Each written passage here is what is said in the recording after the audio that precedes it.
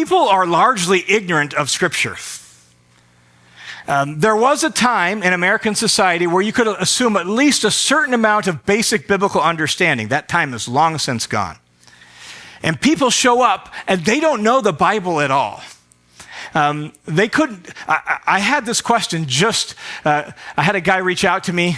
He had almost no church background. His wife caught him looking at porn. They had a little 2-year-old. And he said, my wife and my kid are the best thing in my life. I don't want to lose my wife. Can you help? So I get this text from him. Why did he reach out to me? I happen to be the pastor who officiated his wedding.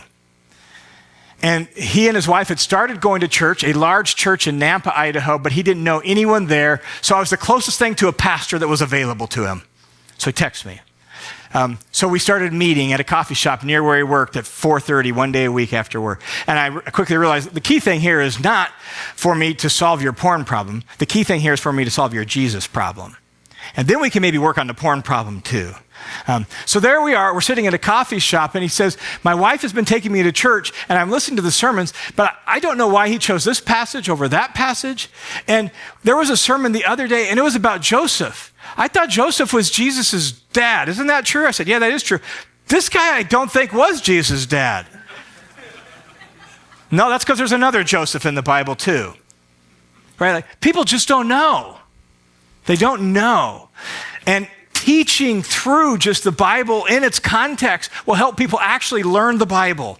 So they'll actually come to understand what the Bible is saying, not all these little piecemeal ideas from a topical sermon that might be some nice sage advice for life, but they never actually learn God's story and God's wisdom through that story. So that's a practical reason. It just really helps people actually genuinely learn the Bible. I've had people say, I was preaching through Philippians, and it was like, I never knew those were letters.